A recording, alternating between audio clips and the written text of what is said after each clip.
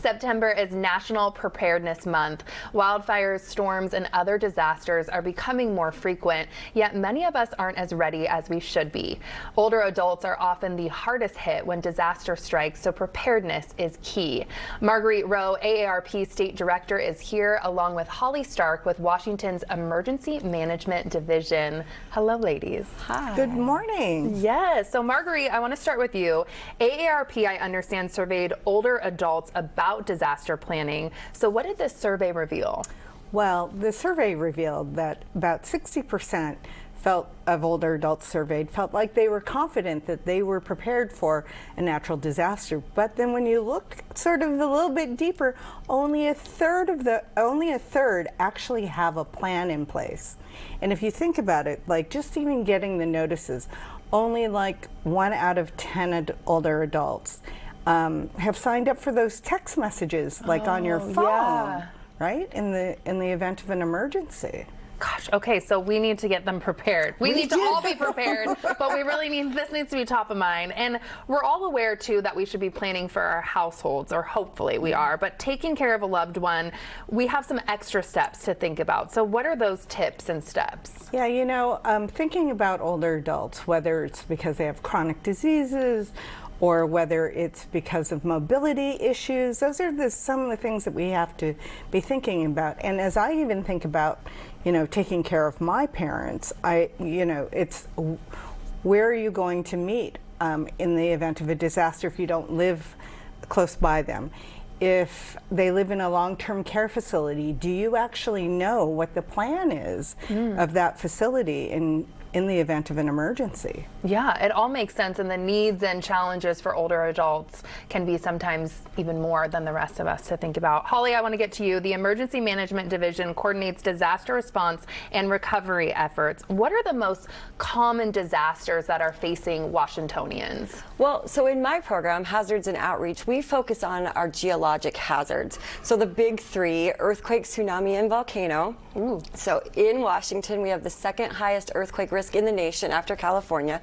We are earthquake country. We also have 3,000 miles of shoreline. So if you ever play on the coast or on the Puget Sound, all of that shoreline is at risk of tsunamis. And we have 5 active volcanoes. We have it all. We really do. And those are what we call the low probability but very high consequence events. But we also like to talk about some of the more frequent hazards, like flooding, like wildfires that we're seeing more and more, like those extreme weathers, so those high heat domes in the summer and extreme winter storms.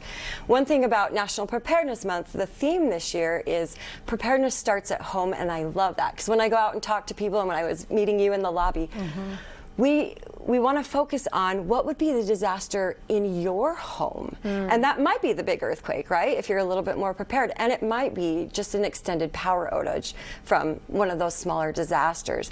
If you're caring for older adults and you rely on power for medical equipment or refrigerated medication or specialized food, that could be your disaster. And it's a great place to start thinking about preparedness in your home. Yeah, and I understand there's some resources, right, to help families. What are those? We have some really great resources on our website, and I would point people to it's mil.wa.gov/preparedness, and that's mil.wa.gov/preparedness. Amazing. And also, what's the #1 action you think that families should be taking to be disaster ready, and the one that is the #1 that some people miss? The one thing I always tell people to do, and it goes right back to Marguerite's point, sign up for alerts.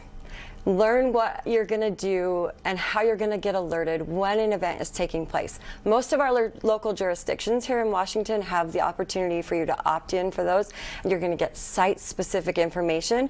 But also, a lot of us are familiar with getting alerts on your phone, like those Amber Alerts that comes through our wireless emergency alert system, and what that protective action that it's telling you to do. And we want people to read those and understand we're asking you to do something to keep you safe.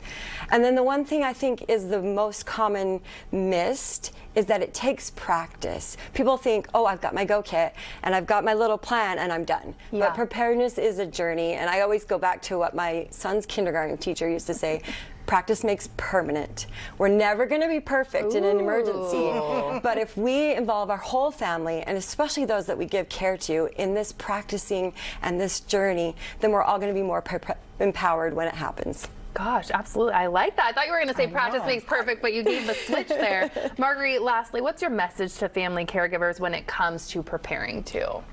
First, you always have to take care of yourself, right? So make sure that you have a plan. But then take that next step and prepare for your loved one.